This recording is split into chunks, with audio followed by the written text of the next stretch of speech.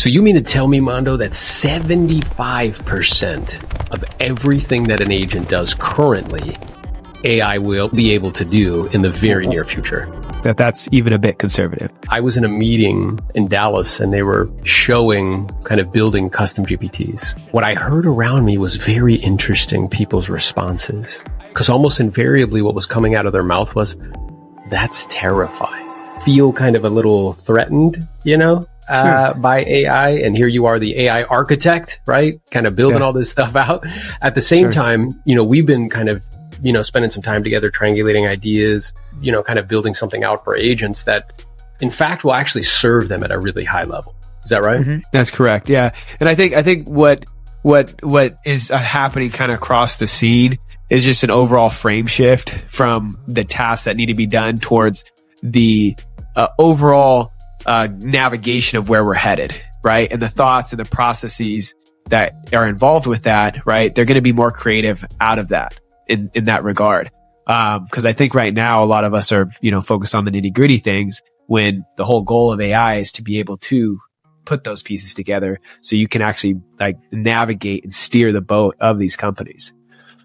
Yeah, I heard Dan Martell say something which was interesting. He said, we're moving from being doers to directors. So when you said frame shift just now, I have felt from our conversations and from my own kind of, tinkering with, because I read something recently that said, you can't really learn something unless you mess with it, play with it sort of thing. Tinker. So you tinker, mess with it. So between my tinkering and our conversations, I have felt that mental frame shift where it's moving from here's how the system works. And with our current understanding of leverage, we combined SOPs, standard operating procedures, with humans, and we direct those workflows. And what's happening right now, not in the, future somewhere, but actually right now is the technology exists where if you really understand that system really well, right? You have standard operating procedures for listing coordination, standard operating procedures for transaction coordination, standard operating procedures for multiple offer situations. Where now with projects, which is a little bit more advanced than what most people are using. Most people use GPT as Google, just gathering data and information, which is great to do that for, because it can actually synthesize information instead of just gathering and regurgitating. Well, now though, at another level, which you can currently use it at is you can create projects. Let's say you have that workflow for listing a property. You can create a project for that workflow, that's standard operating procedure. And then you can create a custom GPT, which you call an agent, to oversee the execution of that SOP. Is that accurate? That's accurate. Yeah. And obviously it depends on the complexity of the SOP, of course. But ultimately for very, very, straightforward SOPs, that's the general overview of what it looks like. Yeah. And it's interesting because when we were kind of talking about it and triangulating ideas, you're like, oh yeah, what you guys, it's really straightforward. It's not these super complex kind of workflows. It's actually really, really straightforward, versus some of the other stuff that you've been working on. And maybe talk a little bit about, because I'm not sure everybody is clear. It was wild to me. I talked to my dad. He was at my house a month ago, and I was like, "Hey man, do you use ChatGPT?" He's like, "I don't even know what that is." So I think there's these various degrees. Yeah, wow, right? There's various degrees of understanding and of adoption. Because I think everybody quotes it's the fastest adopted app, right, in history. At the same time, it really feels like the vast majority of us, just due to kind of that initial learning curve, are using it actually in a very elementary way. And what you're seeing is big business or kind of forward thinking individuals recognizing just how big of a lever this is and starting to really integrate, create workflows, and basically create whole departments or whole businesses that are run by these AI agents. To your point, right, is we see this natural progression of technology adoption, and obviously the mass majority are doing, ChatGPT and using it to ask questions here and there, like a very, very good Google, right? And then we lead into projects, which are now completing very straightforward SOPs, right? Now, where that next leads into is the ability to now take, let's say, one AI agent, and you're now getting them to talk to another AI agent, right? So it's almost as if you're building a team.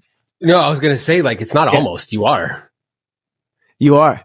Exactly right. Exactly right. So what comes out of that, right, is to Dan Martell's point, going from a doer to a director, right? It's how do you then curate a team that can, execute a certain department, right? And so where we're seeing that in let's say, for example, real estate, right, is an entire, let's say, inbound team. And what that can do is, let's say you have multiple channels of inbound leads, right? Direct mail. You just have, your current clients, you have your team members, and then you have, buyers and commercial sellers, you're right? running online or something like that. Yeah. Yeah. So you're having all these different avenues of labels of people that are calling, right? Now with a project, or let's just say one AI agent, right? You're very limited in the fact that, like, you can have a receptionist, right? Answer it and then just say, who is it from? And then move it off to somebody else, right? Somebody else is typically another human, right? But what we're seeing now is the ability to make specific agents. One is a receptionist. One is, let's say, handles the inbound leads for direct mailers, right? Anybody who's got a direct mail and they're calling to sell their property. And then let's also build another one for people that are looking to buy a certain property, right? So what you do in that instance is you have a receptionist talk to both the sellers and then the buyers receptionist, and they can not only handle an inbound call, but see who's calling, route it to the correct agent. And when I say agent, these are all voice connected agents. So these are actually agents that talk to people, that follow a certain script. And on those scripts, they can actually take in information that's handling on the call. You can have somebody call in and the receptionist say, okay, great, beautiful. And then what's a good phone number if I lost you?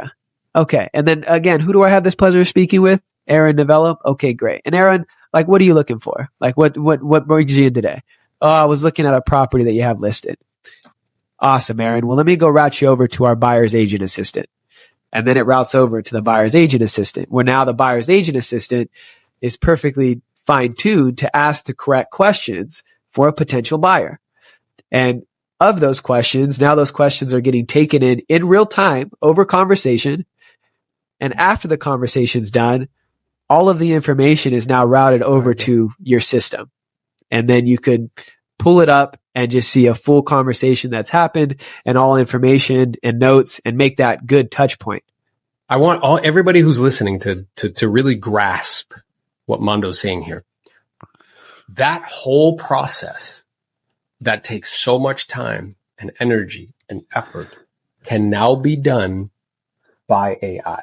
Now, not only that, talk a little bit about, because I was sharing with you, because we were talking about it off camera before we started, like, it's such a cool place to be, to kind of like co-create, meaning like you have specialized knowledge in your head about AI and software engineering, which I don't have. I have a lot of specialized knowledge around the process of selling real estate in high volume. After selling 2,000 homes in my career. So what's really cool is we have to come together, and you have to share with me your world and I have to share with you my world. And then we can actually make something. And that's a really cool kind of process. Now, could AI, I'm just asking you, I think I know the answer.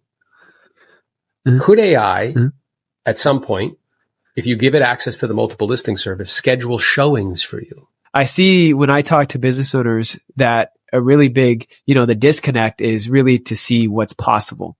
And that's about 60, 70% of the, the conversation is just sharing with them what's really possible, right? To get the gears going, to really say like, well, it can do this. What about this? What about this? What about this? Right? And over time, we're going to start to see that as, for example, anything that you can interface on the browser, anything that you interface on your computer, right, is something that I kind of say can be done with AI. It's up for grabs. It's up for grabs. Yeah. That's That's correct. right. And with the super high degree of probability, because it's like, it's like having access to an intern that has a PhD and everything. So if it's up for grabs, it's going to grab it. It's not like if, it's not like possibly, it's like definitely. So, and instead of resisting that, it's just leaning into it. Yeah, I was just going to say back to the whole Dan Martell, you did the frame shift of taking it as a director, and you got to really be curious and be insatiable to adopt this technology. Yeah, and really start to ask yourself questions. Like I asked recently, I was like, well, if I gave it access to MLS, could it do a CMA? And it's like, of course it could. And to put that in perspective, like I had someone on my team that was one of their main jobs, because we would do like 3 CMAs a day. And I personally didn't have the time, the energy, the effort to do that. And it was way more efficient to have somebody else do it for me, to give me like a realistic range as to what's reasonable, not a pinpoint to the penny. And if I had to jump in at it like 2 out of 10 times, if I had to jump in because it was like a unique property or whatever, like fine, we could. But if you're going on 2 listing appointments a day, like I'm not able to do that. Right. So that was a person on my team that's a highly trained, specialized person to be able to do that. Where now, my buddy, he gave it access. He told it to do a CMA, didn't give it any instructions. So it went in there and figured it all out, came back. The numbers were a little off, but he's like, I didn't give any instructions. Imagine if I gave it a master prompt. Imagine if I loaded in, like, imagine if it's like a custom GPT, or like a project, I'm still not entirely clear on the distinction, and maybe you can help me with that, but, where its only job is to do CMAs. And then in training it, I load in every CMA I've done for the last year. And I load in parameters like on a PDF or a Word document of like, hey, if it has a new kitchen between this time and this time, it's worth this. If it has a new bathroom between this time and this time, it's worth this, right? If it has a pool, appraisers give on average this and this. And then I let it loose. It will do just as good a job as you, if not better. And that's the nature of the beast, right? That's how AI progresses, and that's how AI performs tasks. It's able to reason and infer information based off of what it's given, just like any of us are. Well, that, and I think it does that part better because it doesn't have biases. Like it doesn't have the Mondo, I really need this listing because I haven't taken a listing in like 3 weeks. So I'm tempted to do this CMA as though it's going to show them they can make more money than they can actually make. You know what I'm saying? Like it doesn't do that at all. It's just like, hey, here's what it is. Now, I think that's for correct. Agents that are hearing this, I think they may be kind of sitting there at their computer, on their screen, or wherever they're watching this and being like, that's terrifying. Just like what those people were saying to me, right? When I was in Dallas, or I was overhearing them say. Now, what I do think is interesting is Dan was saying like he wants 92% of everything that's done in his business to be done by AI, but to leave 8%. So like for agents, I think this is an amazing, fantastic tool. And we're actually in the process of building out a tool that is an all-in-one place where you can get all this instead of you having to try to figure it all out for you to be wildly efficient. I told my wife, Carla, like we were doing 200 deals a year, but we had like a staff of 5. I think with something like this, you could do 200 deals a year and have a staff of 1, like physical humans. Hey, do you love that, guys? He's just like, yeah, that's exactly what that's exactly what it is, bro. Which is like an amazing time if you are enterprising, if you are ambitious. Like you have amazing tools at your disposal. Basically, where like one person can become an enterprise. Yep. Right.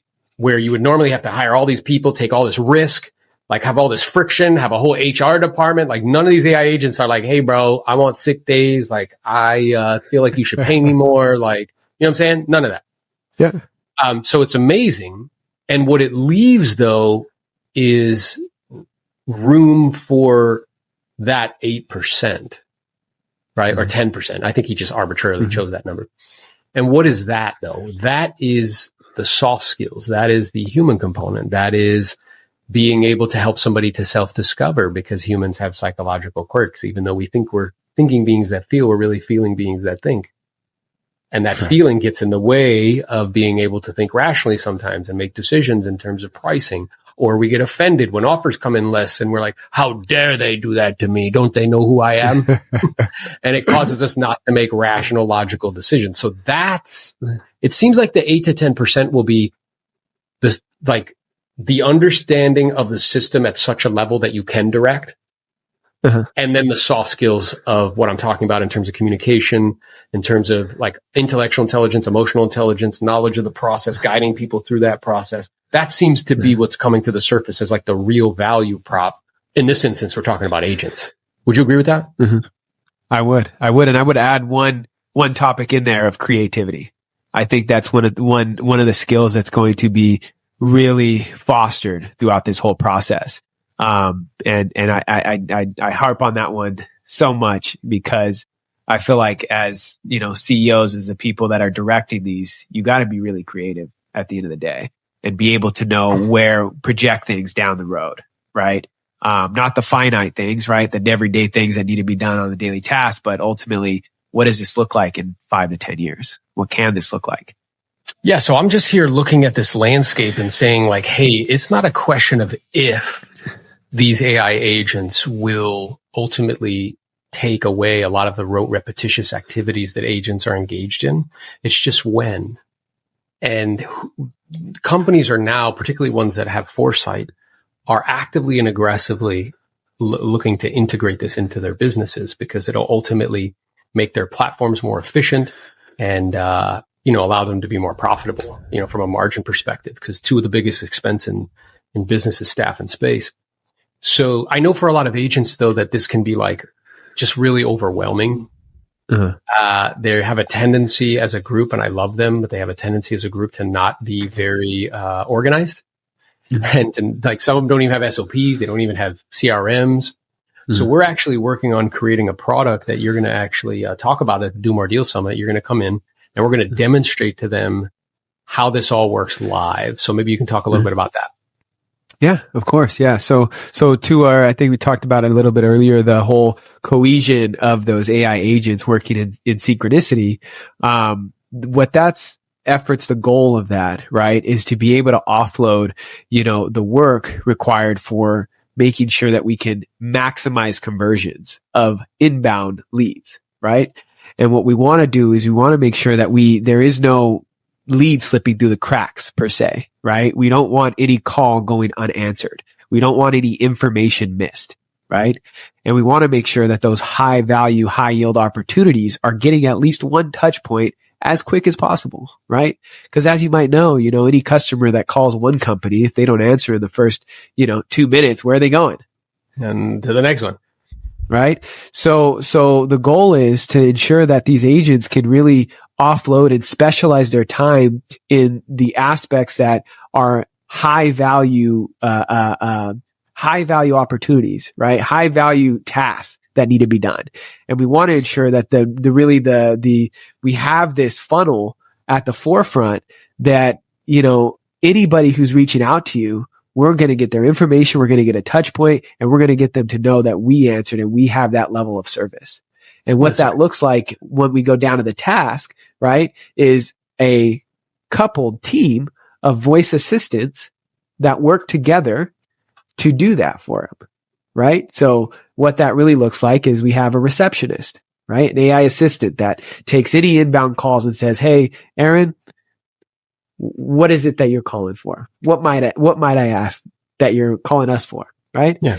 And whatever they're interested in, buying a property, selling a property, let's say it's a current client looking for information, right? Depending on that avenue, they're going to be routed to the correct agent to be able to perform that specific script per se that we want them to go through. Right.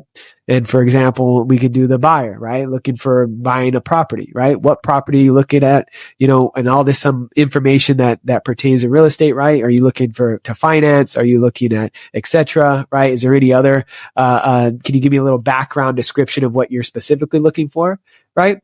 Just an overall summary of what that call is. So then once I get that summary, I can now ping the next agent. I can now notify somebody, hey, this is the person that called. This is a summary of what they were calling.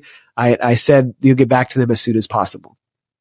Mm-hmm. And having that first touch point ensures, that you've gotten infinite more information than the person that's going to be the other client, the other competitor down the road, right? And being able to curate that information. Yeah. As I hear you talking about it, it's like, if you're an agent listening to this, how many deals have you lost because like they called you, you didn't pick up because you were doing something else. Maybe you were doing admin work or running around or doing something else or with your kids or playing, whatever you were doing, and they moved on.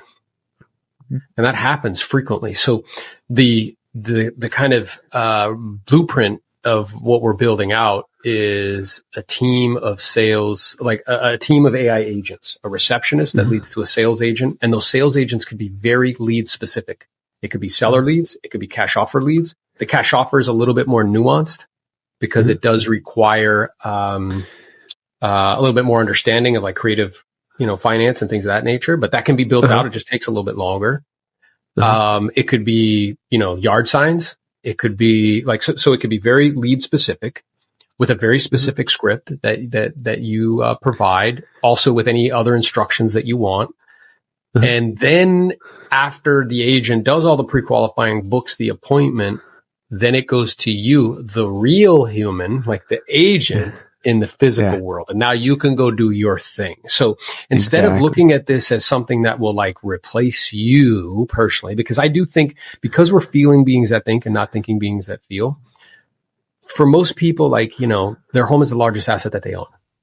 And it's the biggest transaction that they're ever going to make in their life. Currently, they still want a human involved in that. Right. Now, who knows? Maybe like 3-4 generations from now, it'll be like buying something on Amazon. Like, okay, fine. But like right now, they still want a human involved in that process. So, I'm super excited to be having, you speak at the Do More Deals Summit and sharing this with our agent community. I think they're going to get a ton of value from it. Of course. And, if they can suspend being scared long enough to see what this can actually do for you, I think that this has the capacity, because I know that a big friction point for agents oftentimes in terms of assistants and staff is cost, right? So as a result, like the product that we're developing, we were talking off camera, like a full-time assistant to build out what we're talking about here, but just like the assistant piece, just like a really good assistant, it's probably like 50 grand, 60 grand, depending on where you are geographically in the United States. So like, we're going to be able to offer that at like a fifth of that cost. And you'll not only have a receptionist, but you also have a sales agent that'll pre-qualify every lead that you have and book appointments in your calendar for you and then hand it off to you. And then we can build out other things like a showing assistant who will schedule the showings. You know how much time is wasted? Like picking up the phone. Hey, can I show your property on 1265 Plum Street at 3:00 on Tuesday? You know what I'm saying? Like it takes so much time, or going online and using showing assistants like showing services, like showing time to be able to do it. And it can do that for you, doing CMAs for you. And what I'm really excited about is the creativity piece that you shared, that once we get, a lot of really good directors in a room, the sky's the limit, bro. Like in terms of what we could build, there's no limitations to what we could build and how it could help us. So, I'm super excited, brother. I'm excited to, be in kind of connection with you, to be in partnership with you. So if anybody wants to find you, if anybody wants to kind of reach out to you, if they have any questions about what we talked about, I'm going to be sending this out actually to our community just to kind of warm them up to you so they know who you are when they see you speak on stage. But if they have any questions or anything, where should they go to find you? Yeah. So I have a company email. It's team@systemstream.ai. That's where we get all queries. We can answer questions through there. And then if you want to reach out to me directly, that's also a separate topic. I typically have everything routed over the team just because, as you might imagine, nowadays with AI being such a really hot topic, right? I like to kind of funnel that down. So, but that I'd say the best way to reach me out is via the email. Awesome, man. Well, listen, I appreciate you, man. Thanks for taking the time. And I know agents are going to get a lot of value out of this, and hopefully they'll come to the Do More Deals Summit and hang out with me and you so we can help them to integrate this. And I know that it'll help them to do more deals. So look forward to our relationship continuing to grow and flourish, and you helping a bunch of agents. Yeah, I'm excited. I'm excited to see everybody. I'm excited to give some value, and see what's to come. Awesome, man. Let's go. Let's grow. Talk soon. All right. Talk soon. How many of you guys know what a cash conversion cycle is? This is fantastic. We're like we're supposed to be business people. You post all the time, my business, I'm an entrepreneur. Cash conversion cycle is the time it takes to talk to somebody to the time they sign a contract. Your farm area, does that have a long cash conversion cycle or a short one? Long. Just listed, just sold calls, is that a long cash conversion cycle or a short one? So you mean to tell me the reason I'm not doing business because I'm focused on things that have long cash conversion cycles? Sitting in open houses, is that a long cash conversion cycle or a short one? Okay. I need to put you up here for facial expressions. She was like, no way, dude. I'd sit there and I'd hand out cookies and I don't get paid for 12 months.